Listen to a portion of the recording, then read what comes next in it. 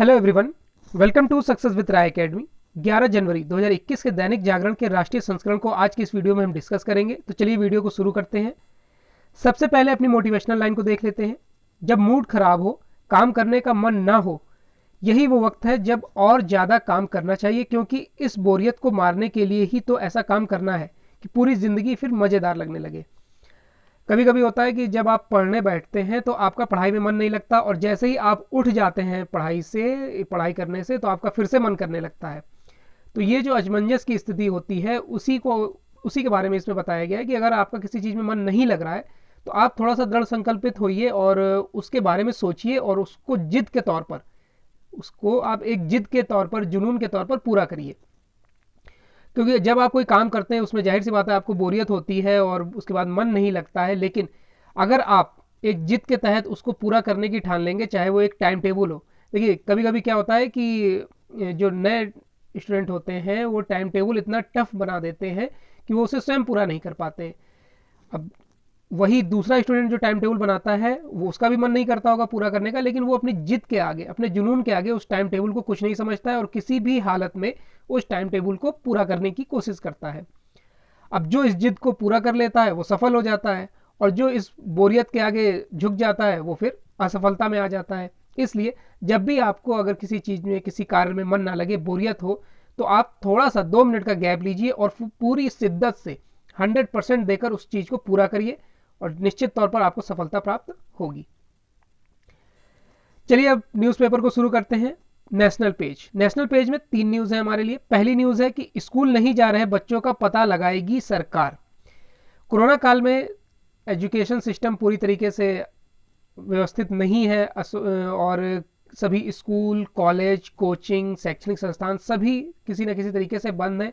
Online माध्यम से शैक्षणिक कार्य कराए जा रहे हैं। उसमें अब जैसे कि मान लीजिए अब स्कूल अगर खुलते हैं तो कौन से बच्चे जो है वो स्कूल नहीं जा रहे हैं, इसका पता लगाने के लिए सरकार ने एक कमेटी बनाने का फैसला किया है। और इस न्यूज़ में क्या है हम आगे डिस्कस करेंगे।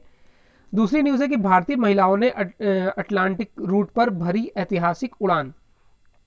अभी तक ये जो अटलांटिक रूट है वो काफ़ी टफ माना जाता था, और इसमें हमेशा अनुभवी पायलट्स को भेजा जाता था, लेकिन इस बार एयर इंडिया ने थोड़ा सा अलग करके दिखाया, महिला सशक्तिकरण की ओर आगे बढ़कर दिखाया, और AI-176 सैन्य फ्रांसिस्को से उड़कर यहाँ पर रवाना हुआ। तो इस न्यूज़ में और क्या है हम डिटेल से देखेंगे। तीसरी न्यूज़ है कि टीकाकरण के बाद प्रतिकूल घटना पर SOP जारी। अब ये जो टर्म आया है SOP, ये क्या होता है और इसके जारी होने से क्या प्रभाव पड़ेगा, ये होता क्या है, इसके बारे में डिटेल से हम जानेंगे। तो फिर पहली न्यूज़ से शुरू करते हैं। पहली न्यूज़ है हमारी, स्कूल नहीं जा रहे बच्चों का पता लगाएगी सरकार। कोरोना काल ने सबसे ज़्यादा जिसको प्रभावित किया है वह है स्कूली बच्चे, वे छोटी क्लास के हों या फिर बड़ी क्लास के। महामारी के दौर में उनकी पढ़ाई सबसे ज़्यादा बाधित रही है, स्कूल नहीं जा पाए हैं, स्कूली गतिविधियां प्रभावित रही हैं। इन सब के बीच सरकार ने ऐसे बच्चों का पता लगाने को कहा है जो स्कूल नहीं जा पाए हैं। इसके लिए घर घर सर्वेक्षण कराने का राज्यों को निर्देश दिया गया है। सरकार ने बच्चों को फेल करने के नियम में शिथिलता बरतने को कहा है। देखिए, बहुत इस पूरे आर्टिकल की एक महत्वपूर्ण लाइन है कि सरकार ने ही निर्देश दिया है कि आप अगर किसी छात्र को फेल करते हैं तो कृपया उसमें थोड़ी सी शालीनता लाएं और शिथिलता लाएं, यानी कि उनको फेल होने से बचाएं। यानी कि अगर वो स्टूडेंट वीक भी है तो उसे आप पास करिए, सीधे सीधे लफ्ज़ों में ये कहा गया है। आगे इसमें आर्टिकल में ये बताया गया है कि महामारी के कारण स्कूली बच्चों के समक्ष उत्पन्न चुनौतियों को कम करने के लिए यह महसूस किया गया है कि ड्रॉप आउट बढ़ने, पंजीकरण कम होने तथा पढ़ाई के नुकसान आदि को समस्या से निपटने के लिए सभी राज्यों और केंद्र शासित प्रदेशों को उचित नीति बनाने की आवश्यकता है। 6 से 18 वर्ष की आयु के उन बच्चों की पहचान के लिए घर घर सघन सर्वेक्षण किया जाएगा जो बच्चे शिक्षा से दूर हैं। अब इसमें एक न्यूज़ दी गई है कि ब्रिज कोर्स की भी शुरुआत करने की तैयारी है। इसके साथ ही सरकार ने जिन बच्चों की पढ़ाई छूट गई है उसके लिए ब्रिज कोर्स शुरू करने की भी योजना बनाई है। साथ ही स्कूल खुलने के बाद उनके लिए एक ऐसा वातावरण तैयार करने को कहा गया है ताकि वे बिल्कुल तनाव महसूस ना करें। उनकी समझ बढ़ाने के लिए प्रयास करने, पाठ्यक्रम से इतर पुस्तकें पढ़ने तथा रचनात्मक लेखन के लिए भी प्रोत्साहित करने को कहा गया है। दूसरी न्यूज पर आते हैं। दूसरी न्यूज है कि भारतीय महिलाओं ने अटलांटिक रूट पर भरी ऐतिहासिक उड़ान। भारतीय महिलाओं की सफलता में एक नया अध्याय जुड़ गया है। एयर इंडिया की सैन फ्रांसिस्को बेंगलुरु उड़ान ऐतिहासिक यात्रा पर रवाना हो गई है। इस विमान के चालक दल में सभी महिलाएं हैं। यह उड़ान उत्तरी ध्रुव के ऊपर से होते हुए और अटलांटिक मार्ग से कर्नाटक की राजधानी बेंगलुरु पहुंचेगी। यह दुनिया के एक छोर से दूसरी छोर का सफर करने जैसा है। एयर इंडिया के सूत्रों के मुताबिक उड़ान संख्या AI-176 शनिवार को सैन फ्रांसिस्को से रात 8:30 बजे रवाना हुआ और यह सोमवार तड़के 3:45 पर बेंगलुरु पहुंचेगा। केंद्रीय नागरिक उड्डयन मंत्री हरदीप सिंह पुरी ने ट्वीट किया, कॉकपिट में पेशेवर, योग्य और आत्मविश्वासी महिला चालक दल ने एयर इंडिया के विमान से सैन फ्रांसिस्को से बेंगलुरु के लिए उड़ान भरी है और वे उत्तरी ध्रुव से गुजरेंगी। नेक्स्ट न्यूज है, टीकाकरण के बाद प्रतिकूल घटना पर एसओपी जारी। अब सबसे पहले तो आपको एसओपी जो टर्म आया है, एसओपी के बारे में पता होना चाहिए। इसका फुल फॉर्म होता है standard operating procedure. Standard operating procedure क्या होता है? एक संगठन द्वारा संकलित स्टेप बाय स्टेप निर्देशों का एक समूह जो वर्कर्स को जटिल नियमित संचालन करने में मदद करता है। एसओपी का उद्देश्य दक्षता यानी कि इफिशियंसी, गुणवत्ता उत्पाद यानी कि क्वालिटी आउटपुट और प्रदर्शन की एकरूपता यानी कि परफॉर्मेंस ऑफ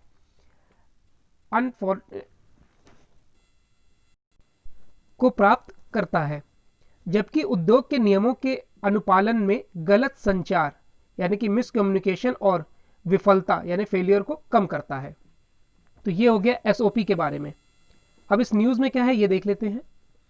कोरोना का टीका 16 जनवरी से लगाया जाएगा। इसे लेकर स्वास्थ्य मंत्रालय ने सुरक्षा और जांच के लिए भी अंतिम तैयारियां पूरी कर ली हैं। राज्यों की पुलिस और स्वास्थ्य मंत्रालय को सामंजस्य बनाकर टीकाकरण केंद्रों पर सुरक्षा और मरीजों की जांच आदि के लिए निर्देश जारी किए गए हैं। इसके साथ ही टीकाकरण के दौरान यदि किसी मरीज की हालत बिगड़ती है तो तत्काल टीके की शीशी को सील कर निर्धारित दिशा निर्देशों के मुताबिक जांच करने को कहा गया है। इस संबंध में सभी राज्यों की पुलिस के लिए स्वास्थ्य एवं परिवार कल्याण मंत्रालय ने स्टैंडर्ड ऑपरेटिंग प्रोसीजर जारी किया है। इसमें राज्यों की पुलिस के मुखिया को कहा गया है कि वे अपने समस्त अधिकारियों व कर्मचारियों को एसओपी के बारे में ठीक तरीके से अवगत करा दें ताकि उसी के अनुरूप जांच अधिकारी गंभीरतापूर्वक काम करें। तो ये नेशनल पेज की 3 न्यूज थी। अब नेक्स्ट पेज है इंटरनेशनल पेज। इंटरनेशनल पेज में 2 न्यूज है। पहली न्यूज है, ट्रंप के खिलाफ आज पेश हो सकता है महाभियोग, और दूसरी न्यूज है कि ओली के बिगड़े बोल भारतीय क्षेत्र को फिर अपना बताया। पहली न्यूज से शुरू करते हैं। ओली के बिगड़े बोल भारतीय क्षेत्रों को फिर बताया अपना। नेपाल के प्रधानमंत्री घरेलू सियासी जो उनके प्रभाव है यानी कि जो उसमें वो फंस गए हैं और उससे निकलने के लिए यानी कि उससे लोगों का ध्यान हटाने के लिए वो अब भारत पर गलत बयानी कर रहे हैं। ओली ने कहा कि वह भारत से काला पानी, लिपुआधुरा और लिपुलेख क्षेत्र को वापस लेकर रहेंगे।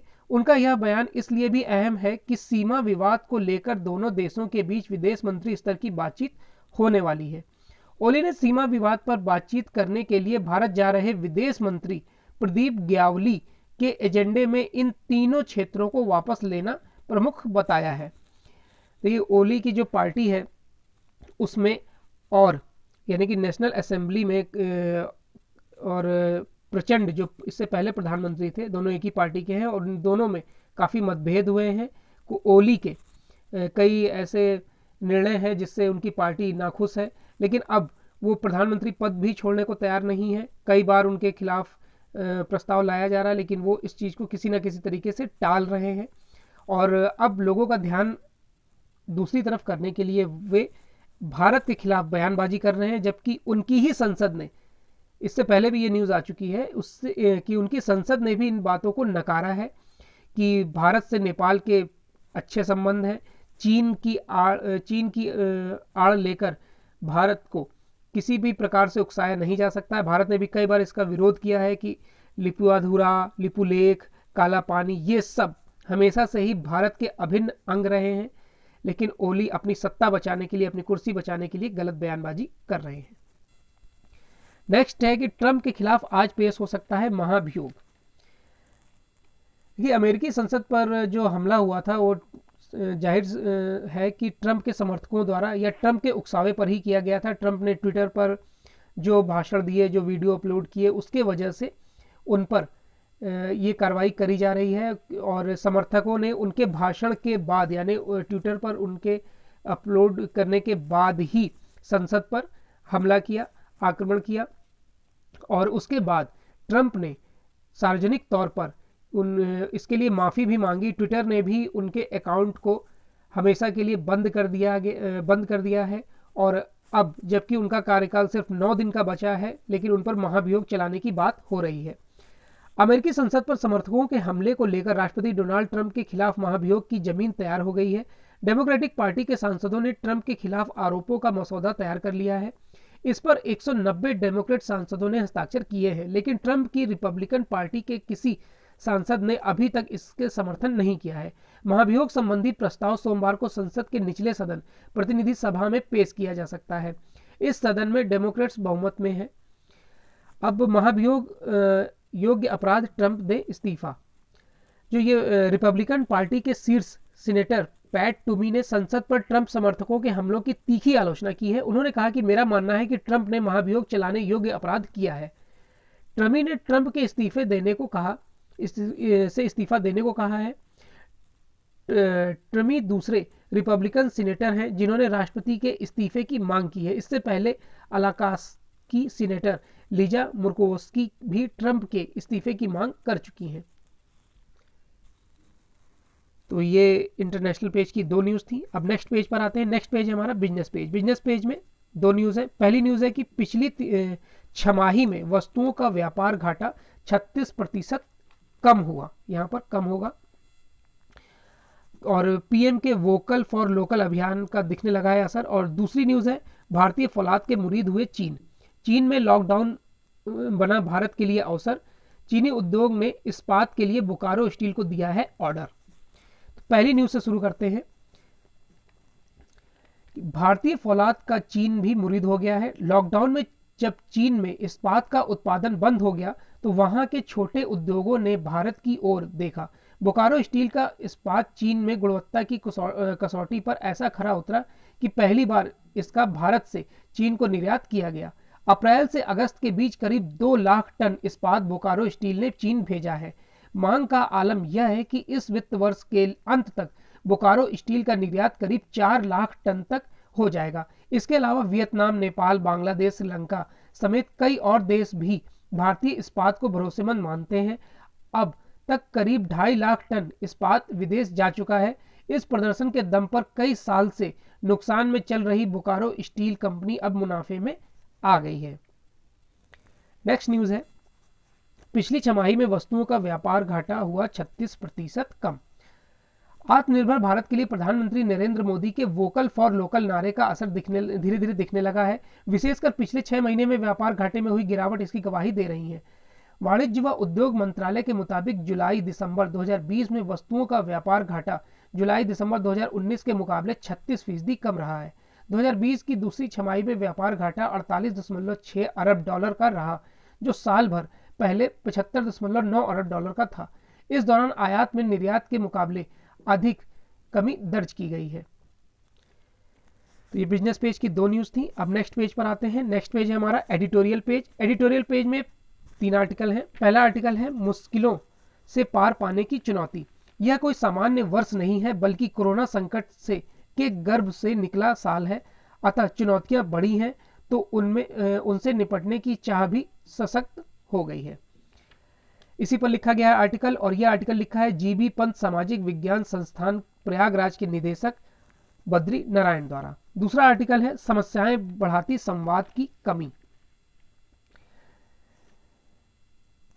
पहले सीएए विरोधी प्रदर्शन और अब किसान आंदोलन जिस स्वरूप में उभरे हैं वे सशक्त संवाद परंपरा में पनपते ही नहीं। इसी पर लिखा गया आर्टिकल। और यह आर्टिकल लिखा है शिक्षा और सामाजिक सद्भाव के क्षेत्र में कार्यरत जगमोहन सिंह राजपूत द्वारा। तीसरा आर्टिकल है टीकाकरण अभियान। जिस तरीके से 16 जनवरी से टीकाकरण अभियान चल रहा है उसमें क्या कमी है, कैसे उसका प्रदर्शन होगा, इस बारे में लिखा गया है ये आर्टिकल। तो पहले आर्टिकल से शुरू करते हैं, मुश्किलों से पार पाने की चुनौती। नए साल के भी 10 दिन गुजर गए हैं। इस दौरान बीते साल के लेखा जोखा और नए साल के संदर्भ में सुझावों पर काफ़ी कुछ बातें हो चुकी हैं। चूंकि बीता वर्ष कई मायनों में असामान्य, अप्रत्याशित और असाधारण रहा है, तो वह अपने साथ कुछ अलहदा किस्म की चुनौतियां इस नए साल के लिए विरासत में छोड़ गया है, जिनसे निपटने के लिए कुछ बातें बार बार दोहराना भी आवश्यक है। इसमें कोई संदेह नहीं कि पिछला पूरा साल कोरोना वायरस और उससे उपजी कोविड-19 महामारी की भेंट चढ़ गया, जिससे देश दुनिया में शायद ही कोई क्षेत्र अछूता रहा हो। वहीं इस साल की अच्छी बात यही है कि इसका आगाज कोरोना वैक्सीन की राहत देने वाली खबर के साथ हुआ है। अब उसके वैक्सीनेशन का खाका भी खींचा जा रहा है, लेकिन इसके साथ साथ तमाम अन्य चुनौतियां भी हैं जिन्हें अनदेखा नहीं किया जा सकता है। इस महामारी ने हमें सामाजिक मानुष से मात्र एक जैविक प्राणी बना दिया है। देह की चिंता में छूने छुआने को लेकर जो संदेह इस वायरस ने पैदा किया है, उससे मुक्ति पानी होगी। कोरोना संकट के आहत भारतीय समाज की मूल गति की पुनः प्राप्ति के साथ साथ भारतीय समाज के विकास के लिए भी कई चुनौतियां हमारे सामने हैं। इनमें से पहली बड़ी चुनौती है आर्थिक सुधारों को जनसंवाद के साथ ऐसे प्रभावित किया जाए ताकि उनका सही अर्थ लोगों तक पहुंच सके। भारत में 1990 के बाद जो नव उदारवादी विकास की दिशा बनी, उनसे देश में समृद्धि की गति तेज हुई है। देखिए, बार बार अगर ये स्टेटमेंट दिया जा रहा है कि कोरोना को पीछे छोड़कर हम आगे बढ़ गए, लेकिन ऐसा बिल्कुल नहीं है। ये एक ऐसी समस्या थी जो अभी भी बनी हुई है। कई देशों में ये फिर से पैर पसार रहा है। Britain, America, France, Italy, Germany ऐसे देश हैं जहां पर फिर से, जर्मनी और ब्रिटेन में तो संपूर्ण लॉकडाउन, सख्त लॉकडाउन लगा दिया गया है 45 दिन का। अब ऑस्ट्रेलिया में भी लॉकडाउन लगाया जा रहा है। ऐसे कई देश हैं जिसमें फिर से लॉकडाउन लगाया जा रहा है। हाँ, स्थिति सामान्य नहीं है, लेकिन उसको कहीं ना कहीं सामान्य करने की कोशिश की जा रही है। अब जो ये हालात बने हैं, इससे पहले भी कई महामारी फैली है, चेचक, डेंगू, कई ऐसे नाम हैं बीमारियों के जो आपको इस पर विचार करने पर विवश कर देंगे कि कैसे समाज इन सब बीमारियों से बाहर आया।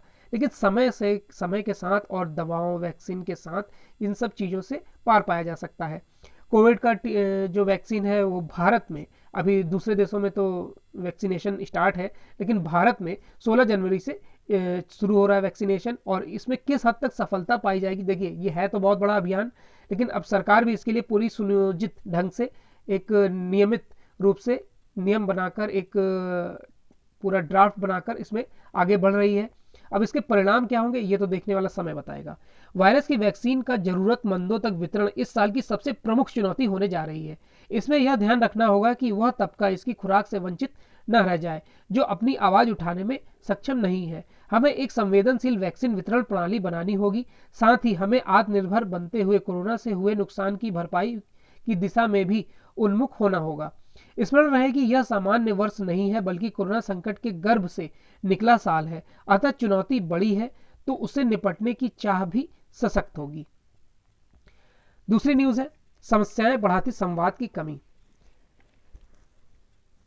देखिए, कभी कभी क्या होता है कि बहुत बड़े बड़े मसले होते हैं, लेकिन उन्हें बातचीत से सुलझाया जा सकता है। जैसे भारत पाकिस्तान का मसला, देखिए कई बार लड़ाई भी होती है, लेकिन बातचीत से कई मसलों को सुलझाया जा सकता है। आपसी विवाद हो, दो देशों के बीच लड़ाई हो, परिवार में लड़ाई हो, या क्रिकेट जगत, कोई भी खेल संबंधी, मतलब कहीं पर भी ऐसी कोई समस्या नहीं है जिसे हम संवाद के जरिए निपटा सके। लेकिन अगर संवाद यानी कम्युनिकेशन ही नहीं बैठेगा एक दूसरे के बीच में, हम अपनी समस्या आपको नहीं बताएंगे, आप हमारी समस्या हमें नहीं बताएंगे, तो इसमें क्या होता है कि जो गैप होता है, मन मुटाव होता है, वो बढ़ते जाता है, गलतफहमियां बढ़ते जाती हैं। और उसी का परिणाम ये कृषि आंदोलन में देखने को मिल रहा है। कृषि आंदोलन में जिस तरीके से अब किसान अड़े हुए हैं, वो बात ही नहीं, क्योंकि संवाद नहीं हो रहा है। सरकार चाहती है कि आप आइए, बैठकर हमसे बात करिए, आपकी जो मांगे हैं, जो आप संशोधन कराना चाहते हैं, जो मांगे हैं संशोधित हो सकती हैं बिल में, वो हम करने को तैयार हैं। लेकिन किसान एक ही बात पर अड़े हुए हैं कि हमें कृषि बिल स्थगित चाहिए, और सरकार अब इस पर तैयार नहीं है। स्थगित करना सरकार के लिए मुश्किल है, और उसे लागू करना, अगर लागू होता है तो वो किसानों के लिए मुश्किल हो रहा है। तो ऐसे में एक स्वस्थ संवाद की आवश्यकता है जो दोनों पक्षों में नहीं हो पा रहा है। पिछले साल देश में 2 ऐसी स्थितियों का सामना किया जो सिर्फ प्रायोजित पारस्परिक अविश्वास, पूर्वाग्रहों तथा संवेदनहीनता के कारण ही पनपी और लाखों लोगों को कठिनाइयों में डाल दिया। इसमें पहला था सीएए के विरोध में दिया गया लंबा धरना और उसके बाद हुए दंगे, तथा दूसरे साल में अंतिम महीने में प्रारंभ हुए कुछ किसान संगठनों का आंदोलन। ये दोनों जिस स्वरूप और परिस्थिति में उभरे और आगे बढ़े हैं वह किसी भी सशक्त संवाद परंपरा में स्वतः ही अनावश्यक हो जाते हैं। भारत में ज्ञान की सामान्य चर्चा में भी प्रश्न प्रतिप्रश्न और परिप्रश्न का संदर्भ आता है। इस समय ऐसा प्रतीत होता है कि हमारे कुछ सामाजिक और राजनीतिक पक्ष इस विधा को पूरी तरह भूल गए हैं। सर्वभूत हितो रताः लोका समस्ता सुनितो भवन्तु और एकत सत्य विप्रा बहुधा वदिता में निहित दर्शन को व्यवहारिक जीवन में उतारकर ही भारत महान बना था। इन्हें छोड़कर केवल पश्चिम की नकल कर आगे नहीं बढ़ा जा सकता। आज भारत के युवा सजग और सतर्क हैं। वे जानते हैं कि उनके समक्ष सारा विश्व पटल खुला है।